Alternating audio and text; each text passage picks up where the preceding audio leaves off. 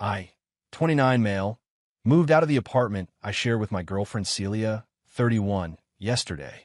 Took everything that was mine, which turns out was basically everything. We'd been together for 4 years, living together for 2. Started great. Then the rules began. First, it was small stuff. No shoes past the entryway. Fine, reasonable. Dishes immediately after eating. Sure, good habit, but it snowballed.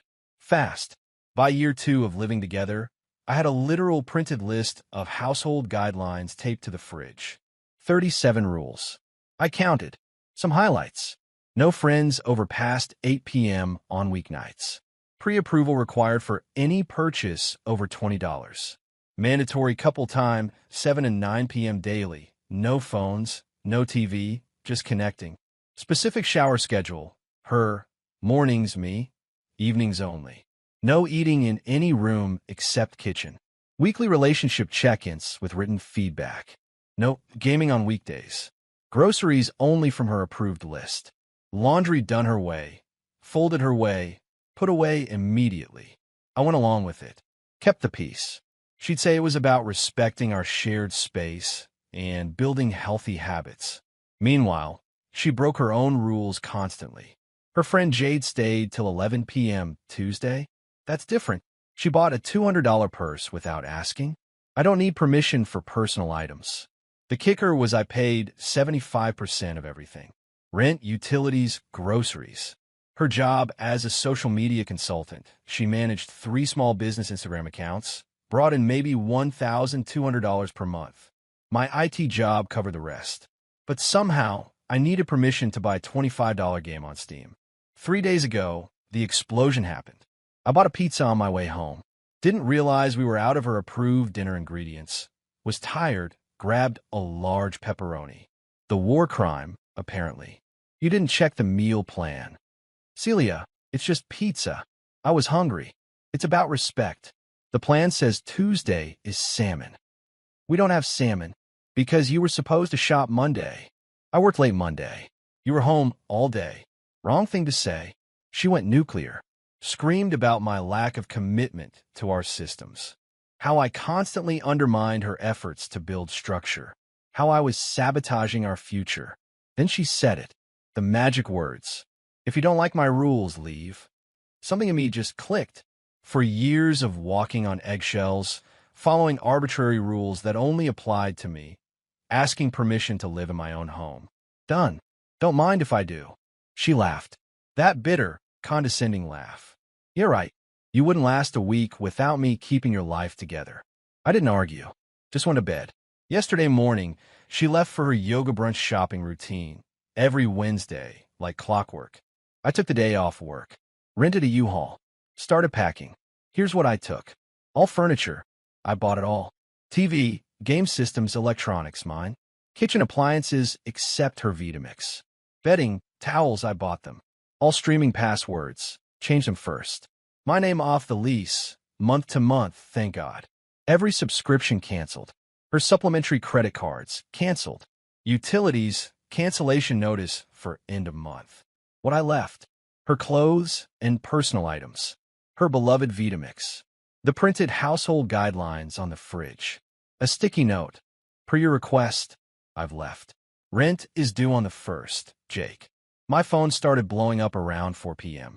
63 texts, 29 calls, voicemails getting progressively more unhinged. Is this a joke? Where's the TV?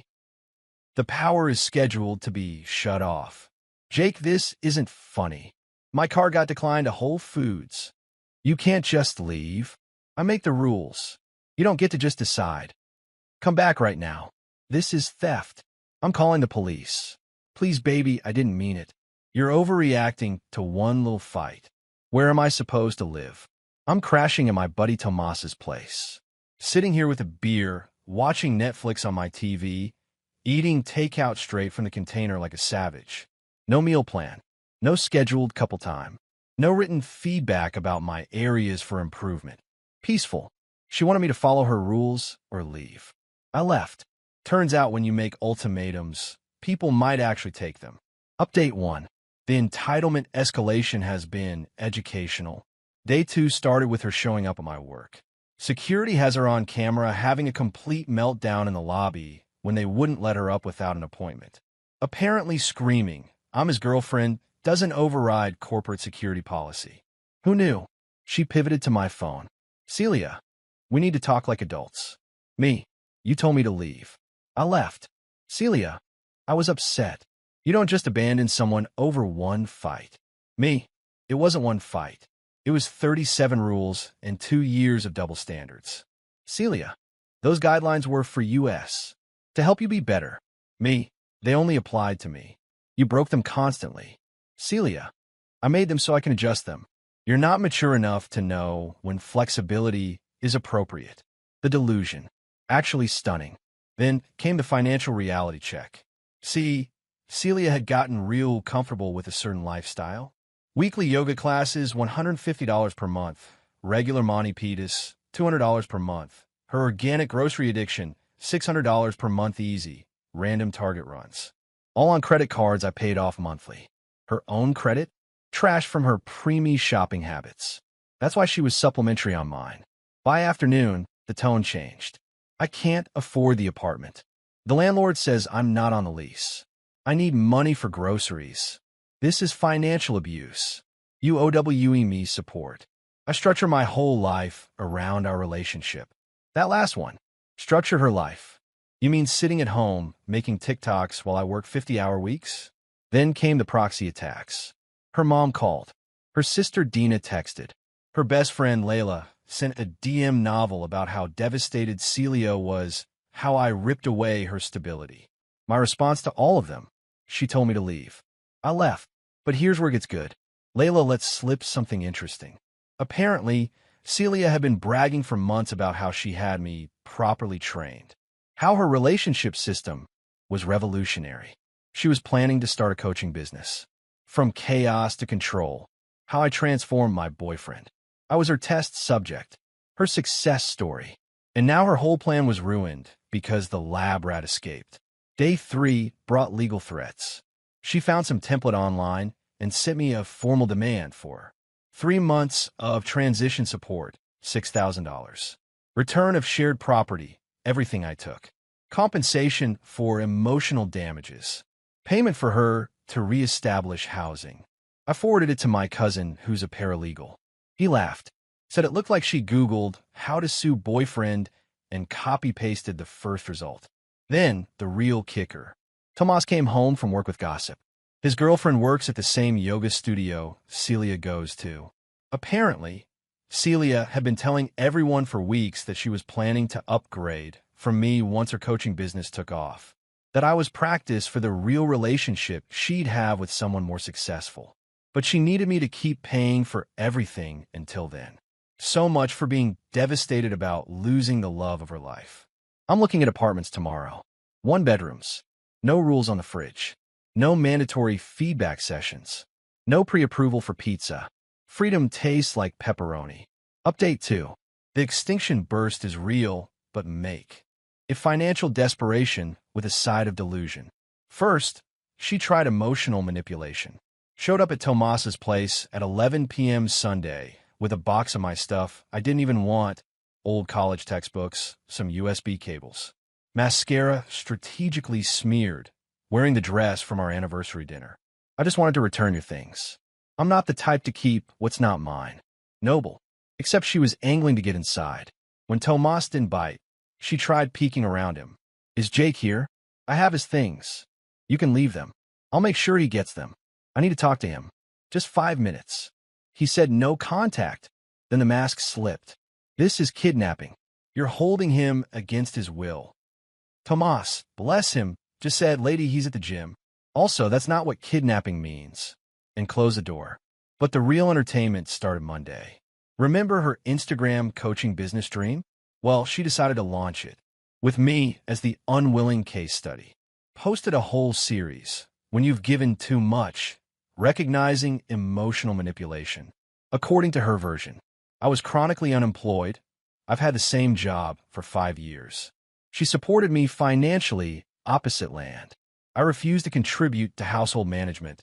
I wasn't allowed to. I abandoned her after she set healthy boundaries. 37 rules equals healthy? I stole shared property out of spite. I took what I paid for. The comments were initially supportive. You go, girl. Know your worth. Then people started noticing things, like the tag locations on her old posts, expensive restaurants that I paid for, vacation photos that I funded, haul videos with my credit card. Someone commented, wait, if he was unemployed, how did you afford all those trips? She deleted it, but people screenshotted. The narrative started crumbling. Then Wednesday happened. D-Day. I found a perfect apartment. Put down the deposit. Moving in this weekend. Texted her that I'd be getting my remaining stuff from our old place Friday afternoon, and she needed to be out. Her response was magnificent in its entitlement. You don't get to tell me when to be in my home. It's not your home. You're not on the lease. I've lived there for 2 years as my guest, which ended when you told me to leave. You can't make me homeless. I have rights. You have until Friday. After that, the landlord handles it.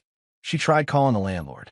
Poor Mr. Peterson had to explain that no, living somewhere doesn't automatically make you a tenant if you're not on any paperwork and don't pay rent. She screamed at him too. Thursday was the negotiation phase. Suddenly, I was the love of her life again. She'd reflected on her mistakes. The rules were just her way of showing love. She'd gotten carried away with the structure. We can start fresh. No rules. Pass. Just a few rules. The important ones. No. Jake, please. I'll go to therapy. Great idea. Good luck with that. Then, the final attempt. The Hail Mary. She sent photos of her in situations with a message. Remember what you're giving up. I replied with a photo too. On my new apartment key. Already got something better. Radio silence for 2 hours. Then, you're making a huge mistake. I'll give you one last chance to fix this. Come home by tonight or we're done. We've been done since you told me to leave. I didn't mean it. I did. Friday afternoon came. I showed up with Tomas and another buddy, Diego. The apartment was instructive. She trashed it. Not violent damage, just stopped doing anything. Dishes piled up, garbage overflowing, laundry everywhere.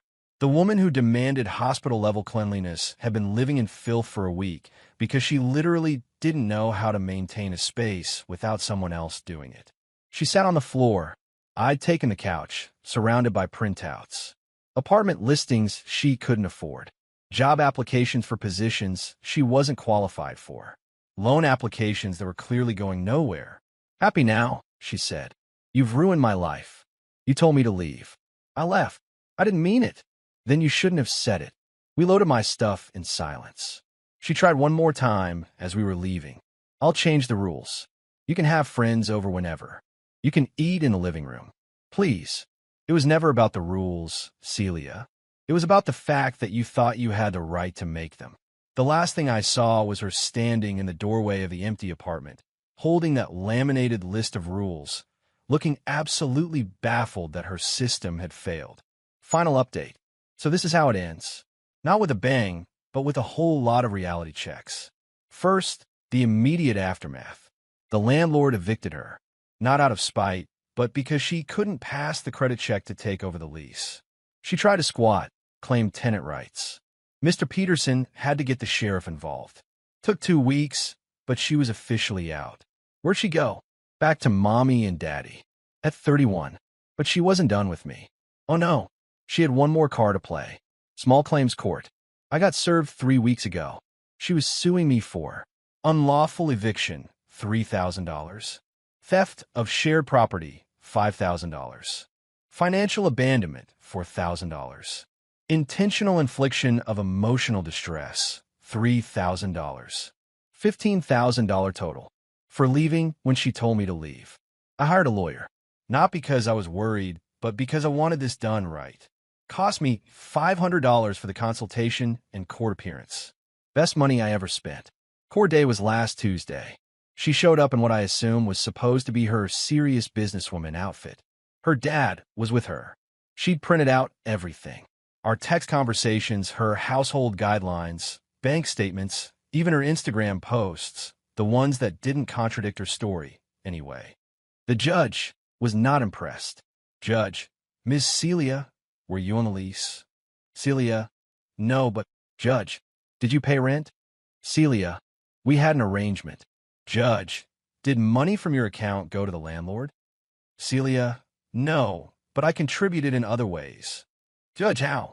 Celia, I maintained the household. I created systems. Judge, did Mr. Jake ask you to leave? Celia, I didn't mean it literally. Judge, but you did say it? Celia, yes, but it went downhill from there. She tried to claim the furniture was ours because she'd helped pick it out. The judge asked for receipts. All in my name. She claimed financial abandonment. The judge noted she was never financially dependent on me as we weren't married and she had her own income. The emotional distress claim? The judge actually asked her to explain how me complying with her request caused her distress. Best part, my lawyer presented her Instagram posts. The ones about her revolutionary relationship system and how she was going to upgrade from me. The judge asked if she'd been planning to end the relationship anyway. She stammered. Her dad looked confused. Guess she hadn't told him that part. Verdict, case dismissed. All claims. She owes me $500 for my legal fees. But wait, there's more. Remember her big coaching business idea? From chaos to control. She actually tried to launch it. Made a website and everything. Posted testimonials from friends, fake. Created a $299 course on relationship architecture. Sold exactly zero. Turns out nobody wants relationship advice from a 31-year-old who lives with her parents and sued her ex for following her. Instructions. Her Instagram following tanked. From 2,000 to maybe 300. The yoga studio quietly suggested she find another location. Tomas's girlfriend overheard the manager, saying Celia was too dramatic for their peaceful environment. Those 3 small businesses she did social media for, they dropped her. One of them hired me to fix their website. During the meeting, they mentioned their last social media person went off the rails and started posting about her personal drama on their business account. Last I heard through the grapevine, still at her parents' house, working part-time at a vitamin shop. Dating some guy from her gym who apparently loves that she's so organized. Still posts about toxic exes and knowing your worth. Still has that laminated list of rules. Her mom found it and threw it out, but she reprinted it. Me, living my best life. My apartment is clean but lived in. I eat pizza in bed sometimes. I have friends over whenever I want. I bought a PS5 without asking permission.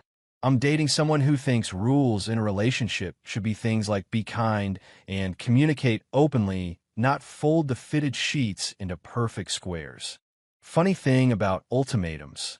When you tell someone, do this or leave, you better be prepared for them to leave. And when they do, you don't get to cry about it. She was right about one thing, though. I wouldn't last a week without her keeping my life together. I've lasted a month, and it's been fantastic. To everyone saying I was too harsh, she literally told me to leave. I literally left. Actions meet consequences. To everyone who's been through something similar, your peace of mind is worth more than their rules. And to Celia, if you're reading this, hi. I know you still check my socials, thanks for the push. Leaving was the best thing you ever told me to do. Peace out. I bought a pizza to order, without checking a meal plan.